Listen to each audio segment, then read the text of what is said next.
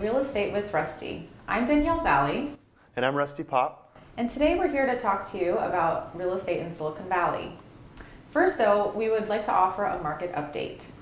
So actually, as you guys know, every week we like to offer up a little bit of an update on what's going on in the real estate market. And as I've been saying in previous weeks, that we've definitely had some changes in the market, and things have definitely cooled off. What that means is that it's become a lot easier for buyers to get their offers accepted in a lot of cases, and transactions are happening a little bit at a more balanced pace, meaning buyers and sellers are actually a little more in balance than they were before. What's interesting is that inventory in the Silicon Valley and the Bay Area has actually increased about double from what it was in the early part of spring. So that's made a lot more options for buyers, and it's also made it so that sellers are going to have to give a little bit more in order for their homes to sell.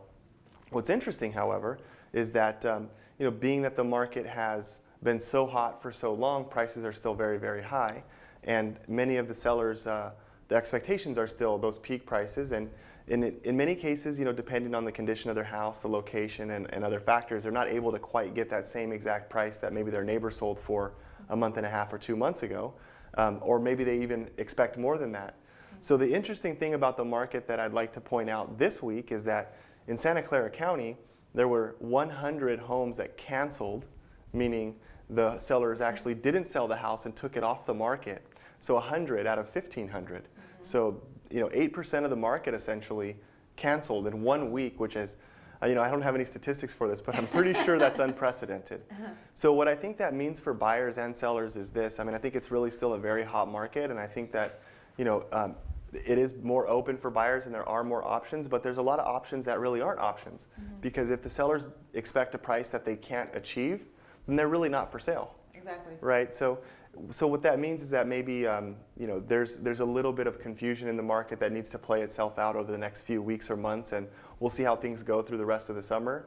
My prediction is that over the next 2 months, the market's going to continue to be right where it's at right now, which is that homes are still going to sell. Great prices, 20-25% higher than they were 1 year ago, but they're probably not going to sell for the price that they would have in April or May.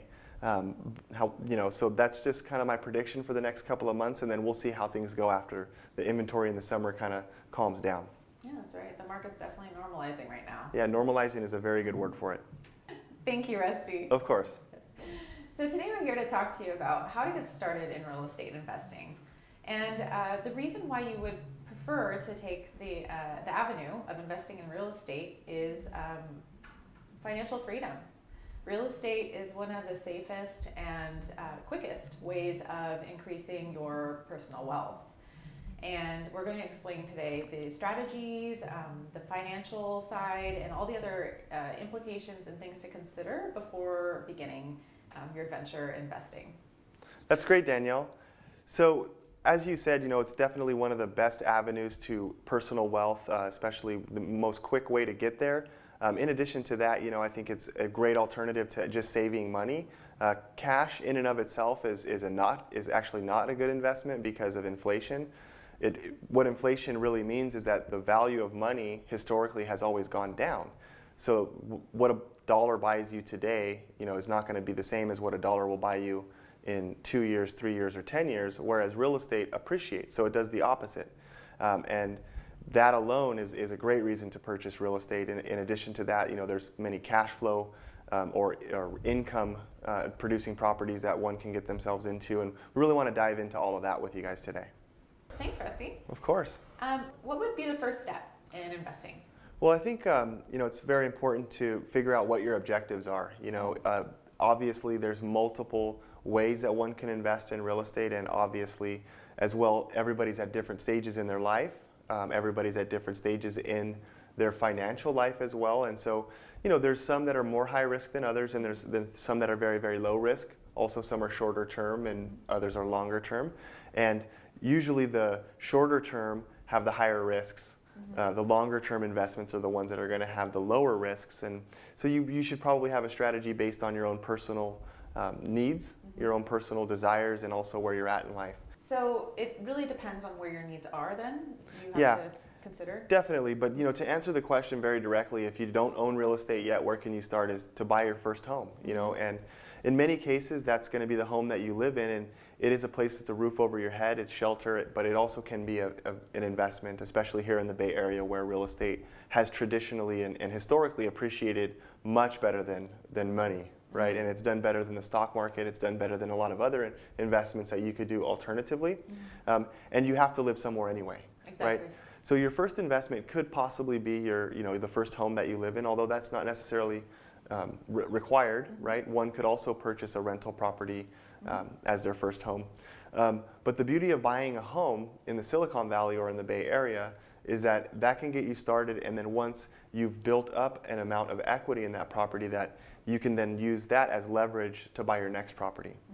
And so what a lot of people do, and this is very, very common and it's very, very savvy, is that they purchase a home to live in, and maybe they put 5, 10, or 20% down on that home. So in this case, if they bought a house for $1 million and they put down 50, 100, or 200,000 as their down payment, after a certain period of time, it will have appreciated more than likely.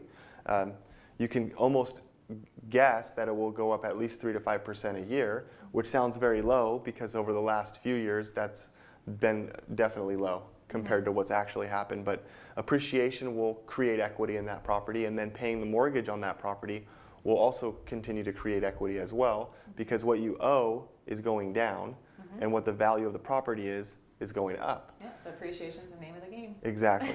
And so at a certain point, you may be at a place where your house is worth double what you owe on it. So if it's now worth $1.5 million and you owe, only $750,000, or maybe you owe only $600,000, you might be able to take a credit line against the house, which is called a home equity line of credit, and you can use the funds from that home equity line of credit to purchase another home.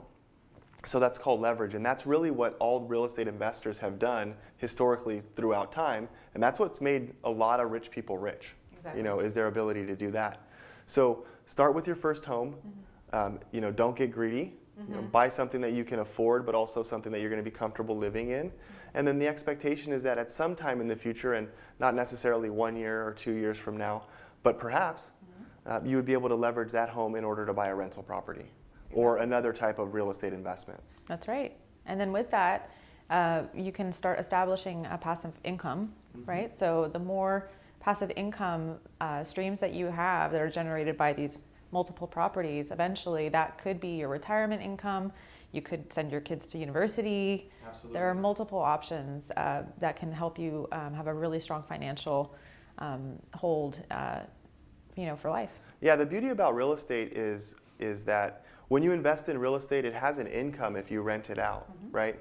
And so many other investments are purely based on the value going up. For example, many stocks have dividends, right? Which is an income, however, a very small income in most cases. Whereas, if you bought a property, just for example, if you were to purchase a home in the Central Valley for $200,000 and you were able to rent it out for $1,500, you're going to be making, at a certain point, obviously there's going to be a mortgage on it that's going to take some of that money away, but eventually that mortgage goes away, like you mentioned, and then you have an asset that's going to be paying you, a monthly income. And if you had 10 of those, right, at a certain point, that means you really don't have to work anymore. No, you're and what's happening? Yeah, and these are all actually a good book to read is called Rich Dad Poor Dad, which is a classic book that actually explains this very well, and how you can start by leveraging and then also using the assets that you have to actually generate income as opposed to just going up in value. That's a great point. I mean, all of that I agree with completely. Can you explain perhaps the cons of leveraging? Like maybe, explain a little bit about the balance, what to look for? Certainly. Yeah, so when you own a property with a very low mortgage on it or no mortgage, obviously it's yours and no one can take it away from you. There's no financial crisis can happen that's going to allow you to lose that tangible asset that you do have. So the con really is that your ownership in the property is encumbered by a lender and a bank who, if you don't pay them, is going to have a right to say what's going to happen with your property. Whereas if it's not encumbered, that's not going to happen. Also, the higher amount of loan that you have as it pertains to the value of the house, the riskier it gets. So for example, if you have half of the house encumbered, so it's worth $1 million and you owe $500,000, you're in a very safe position, because even if the market values drop, you still owe, which is not likely to have a great drop in value, but they do fluctuate from time to time depending on a whole bunch of economic factors. But if they do, you still have a big amount of gap in between the loan and the actual value of the property. In addition to that, if you're falling on hard times and you have to sell, there's not going to be any question whether or not you're going to be able to sell, pay off your loan, and also cash out some. Right. Whereas if you're at 90% of the market value of your home, and the market dips a little bit, and then you have to sell, which means you may be rushed to sell and not sell it at the highest possible price, and then you may actually owe more than you get out of it, which would be a disaster. Exactly. Right? You don't So want that. you definitely, leveraging is a good idea, but it's very important to be cautious that you don't over leverage.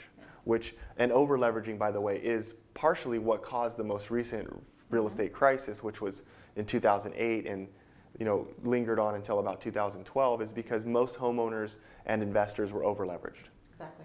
And we'll be back after the break. How do you advertise your business? Are you relying on signs and flyers or using an online campaign? Did you know that TV ads and commercials are the most proven method of promoting or attracting new customers to your business? Whether it's a sole proprietorship, a family business, or a corporation, marketing your business with A&B is the best return on your advertising dollar. So the question really isn't whether you should advertise your business with A&B. Rather, it's why you wouldn't. Contact us to find out the various commercial packages we have to offer.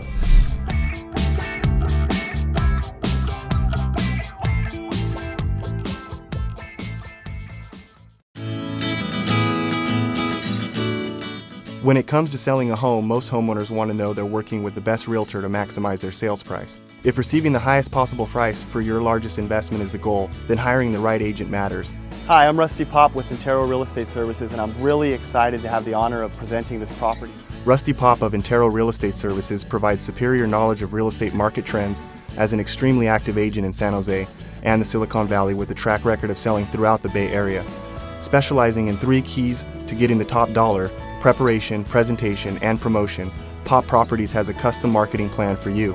Rusty and his team offer a concierge service to get your house on the market and looking its best. We take care of all the details to make sure your home shines to attract the maximum number of buyers, and combined with our worldwide global marketing strategy, we ensure the maximum competition for your home. When buyers compete, sellers win. Specific services offered include a concierge coordination of repairs, cleaning, storage, high-end and extensive marketing, and professional custom staging designed specifically for your home. We can even coordinate a full remodel of your house for you. Staging, high-end, state-of-the-art photography, a lifestyle video, and global marketing all come free when you list your home with Rusty Pop. If you're looking to list your home or simply want to discuss its value in today's market, don't hesitate to call 650-793-9575. Well, thank you, Rusty. Can you please go into a little bit more detail about over-leveraging? What does Sure. that mean? So to over-leverage basically is simply to owe more on the property than it's worth, or owe more on it than a certain amount of the value. So in loan terms, they talk about what's called loan to value. So how much is the loan divided by how much is the value of the property. So just to use rough numbers, if a property is worth $1 million and you owe $900,000, you're at a 90 loan to value or 90 LTV. That's probably getting close to over leveraged, because if you do have a problem where you have to sell the house for whatever reason, if there's no tenant in there and you can't afford to make the mortgage payment without rent, or if it's your own home and you live there but you can't afford to make the payment anymore and you have to sell, there's not a lot of equity left to ensure that if you don't sell it for the highest possible price that you're going to be able to cash anything out, or perhaps even owe more than it's worth. There's closing costs involved with selling and so forth. So the bottom line is that over leveraging means you owe too much on the property as a percentage of its value. Awesome. Thank you for the explanation. Absolutely. So say you have accumulated equity in your first purchase. What strategies or kinds of properties do you look for when you're making your next purchase, your second or third? That's a really good question. I think that what you want to look for is, I think, is income. You want to see a property that, is in a market that's very, very stable, meaning that property values over a long period of time have either appreciated or at least haven't gone down. And so, a stable environment where you think that there's an economy that's going to ensure that renting the property out is not going to be too difficult, and that rents have been stable also. And so what I like to do is I like to try to find a property that I can purchase for a price of, say, $100,000. And I'm just going to use that because it's simple. But if I buy something for $100, I want it to rent for like $800 a month. So, or maybe $750. So maybe if a property was $150,000, I'd like it to rent for $1,000. And the reason being is because, if you put down 50% on that, you're going to have a loan of, say, $75,000, which is going to have a very low payment, few $100s. And then you're renting it for $1,000 a month, which means you're cash flowing, let's say, after all expenses, $400. Okay. And to put $75,000 into an investment and then on a monthly basis return $400, that's a pretty good investment. It's not going to be matched in many other investments in terms of dividends and so forth. But it's building. And it also builds, right? So an interesting thing that I've done that I think is really good for viewers out there is that if you have a retirement account, you can actually do what's called a self-directed IRA. So a self-directed individual retirement account. That's what IRA stands for. And you can actually purchase property directly with that IRA where the property is owned by your retirement account. And then all the rents that you collect on that property then go back into the same retirement account tax-free. Well, tax-free until you pull it out in retirement. But this is a way to avoid taxes while you build up your retirement, and all you're doing is having passive income coming from the property. So a perfect example of that is if you have $150,000 in a retirement account and it's in an IRA, you can switch that IRA to a self-directed IRA. Again, that's an individual retirement account. You take the $150,000 and you purchase a home in, let's say, Dallas, Texas, where a home rents for $1,000.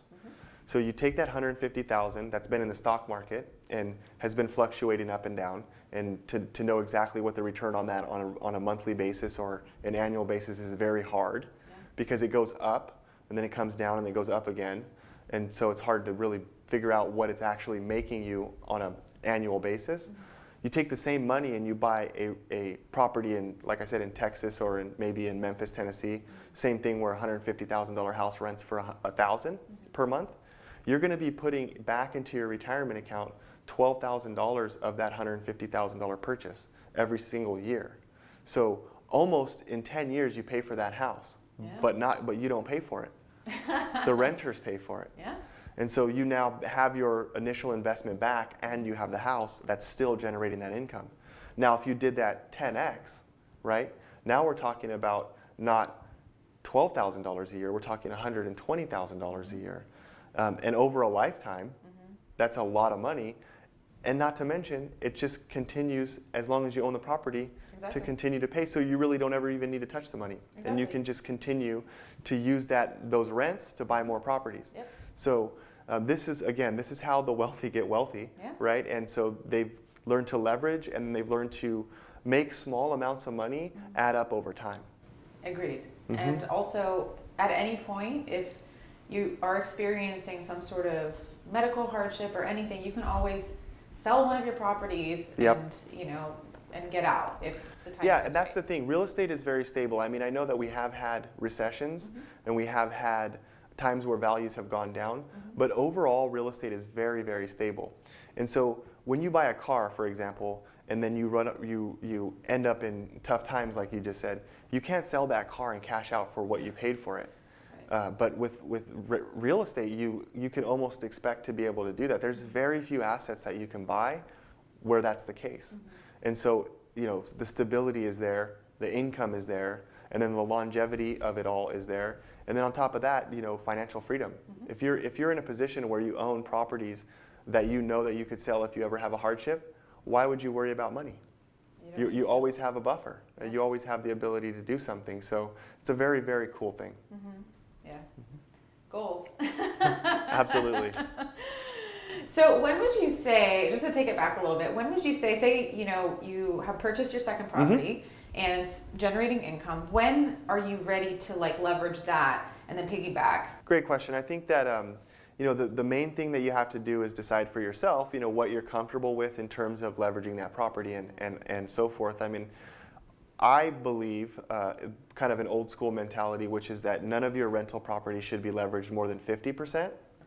So if you own a home that you live in, I don't think it's a bad idea to have a loan that's 95% of the value of the house, especially if you just purchased it. Okay.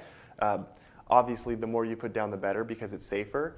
But when it comes to rental properties, I think encumbering them more than 50% can be dangerous because of the things that I've just talked about. And then also, there's no point in feeding a rental, meaning if you own a property and it actually costs you money, it's not cash flowing, but it has a negative cash flow, over time that adds up, just the way that over time a little cash flow adds up on the positive. And so I think it's important to make sure that you're at a number where rent is going to cover not only the mortgage, property taxes, and insurance, all expenses of the property, and also give you something as well. So I would say no more than 50%. However, in some markets where rents are really high as a percentage of the value, then maybe 70 or 75% might be prudent. Most banks will loan you up to 75% of a rental property. Okay. Most of them will not go higher than that, and some of them also cap at 70, meaning 70%, again, that LTV number, 70% of the value. That actually answered my question very well. I have another question, and this is something that we run across occasionally when people are learning about investing, and they're wondering if they should pay somebody to coach them. Yeah. Like find a guru and have them coach and kind of offer you advice, maybe take you under their wing. There's different kinds of situations. Yeah. What would you recommend?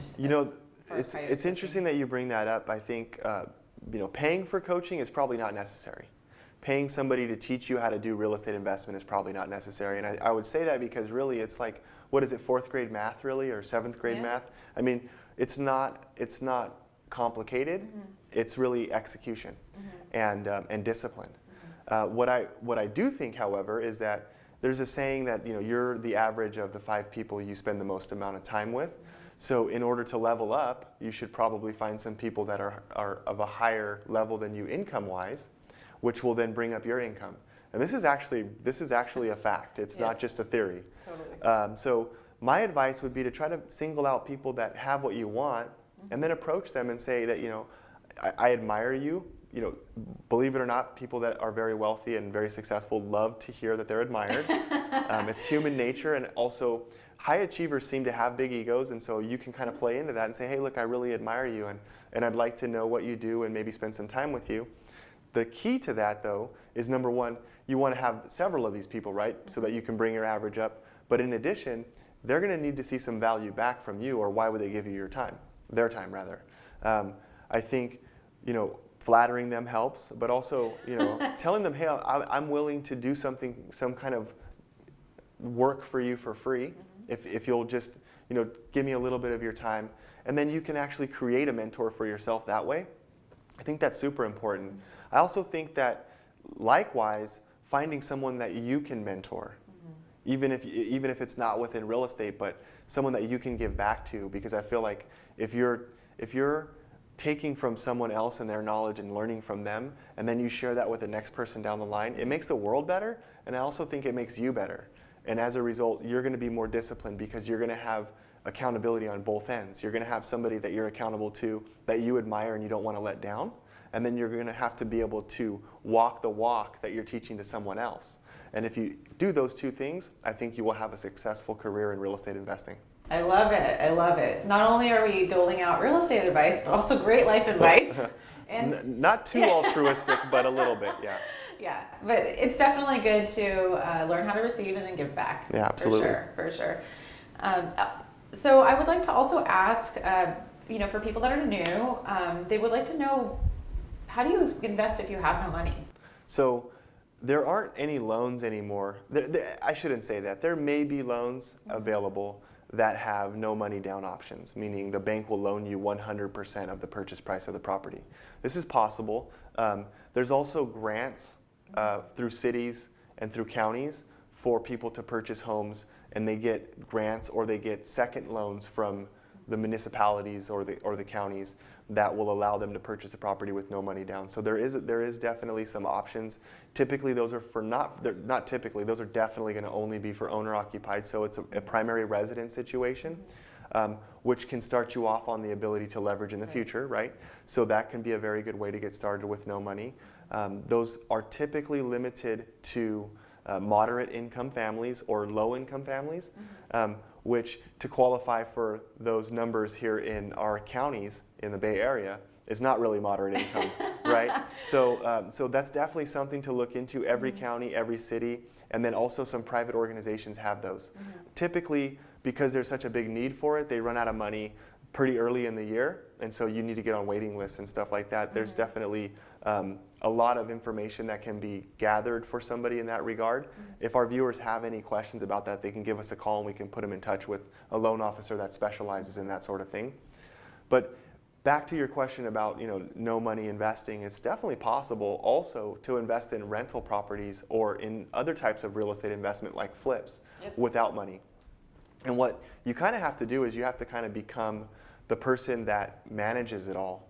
And so if you can find other people that are willing to invest their money and let you manage it, that would be a way that you could do it. So for example, if you're really good at finding properties that are flip opportunities, what you can do is you can find the properties and then you can get investors to give you the money in order to actually buy those properties, rehab those properties and flip them.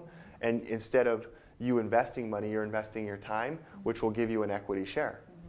So this is not really an income-based thing. This is more of an investment in the short, or rather, it's not a long-term investment. It's a short-term investment. But you could actually leverage your time as opposed to leveraging cash and actually invest that way. So sweat equity. It would be sweat equity, yeah. So there's been people that have done that where they've taken, their ability to find these type of properties or their time being able to spend it on finding these properties, and then they gather a fund together of other people's investment. And then obviously they're very careful to make sure that the returns are going to come in and that everything is on the up and up.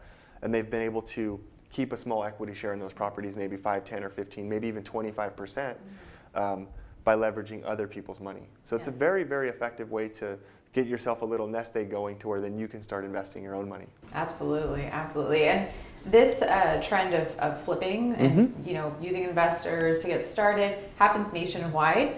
In Silicon Valley, though, would you say it's competitive? Yeah, it's super challenging here. The Bay Area is probably one of the most difficult places to find flips where there's enough of a margin in there for it to be worthwhile for somebody to invest cash. For example, if you were to buy a flip, let's say that you bought a home for $900,000 and you spent $100,000 rehabbing it. You'd have to sell it for like 1.3 to actually make enough money to get investors to feel like that was worth their risk. And so that margin is very difficult to achieve because when a home becomes available that needs a lot of work, there's so many people with enough money to buy it that the value of the property or the price of the property gets driven up by all that competition to where there's no margin left. And really the only person that would benefit from that fixer-upper house is going to be an end user who's going to live there. An investor's not going to take it. And if they do take it, they're probably only going to make maybe 5 or 8% on their investment, in which case, they probably would want to put their money elsewhere just because that type of investing is somewhat risky because it's short term and you don't know what the market's going to be like in 3 months. And so it's very, very difficult to find properties in the Bay Area. It is possible, but difficult. Sometimes people want to sell their homes off market and there is no competition and they want to do that for convenience sake, in which case you can maybe get those kind of returns on those properties. Yeah, and then also, just to kind of give you an overview, not only do you find the properties and buy the properties, but then you also have to have a team in place of, trusted GC. You need, you need to know that your team can turn things around quickly enough, and then also construction materials are pretty high in this particular area. Yeah. So you have to have all that in place. You have to have like the systems and the network essentially in order for you to be successful and make a higher margin. Yeah, so this kind of got us a little bit off track with this question, just because I think that that's a little bit, it's not sophisticated in terms of complexity, Right. but it's sophisticated in terms of what you need in place in order to make flips happen. So it is a way to invest in real estate with no money, but you do have to build around other people. Right. Unless you happen to be really good at finding flips, really good at fixing them yourself, and doing it fast. Exactly. So, back to our original question is, how do I get started in real estate investing? That's probably not the best place to start. No.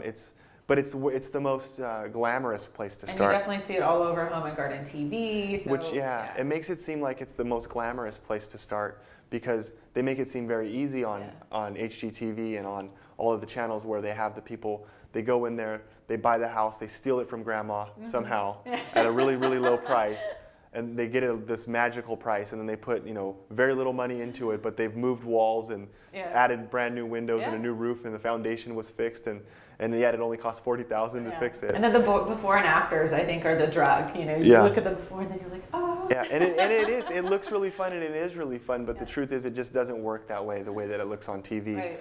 And even if you do the math at what they show on TV, they don't show all the expenses. Sure. So almost every one of those, they actually lost money in those flips. likely. The only reason that it makes sense for them is because they're getting TV commercial ads money. So anyway.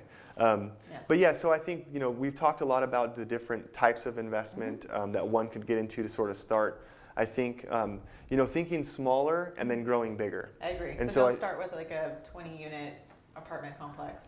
Yeah, that would be that would be awesome if you could start with that kind of an investment, because the more units, the more doors there are in a investment, the more income there's going to be, and the more income there's going to be, the better long-term investment it is. But starting with one single-family home is a great idea. One of the things we also didn't talk about at all is buying a duplex and living in one side and renting out the other. That's a great way to have a home to live in and then rent out one side. So if you, like I said, start small, and if buying a duplex or buying a single-family home to live in is your first stop on the investment train. Right. Cool. Thank you so much, Rusty, for sharing all of your guidance and wisdom today on real estate investing. Please join us next week on Real Estate with Rusty for our next episode. I'm Danielle Valley. And I'm Rusty Pop. And we'll see you next week.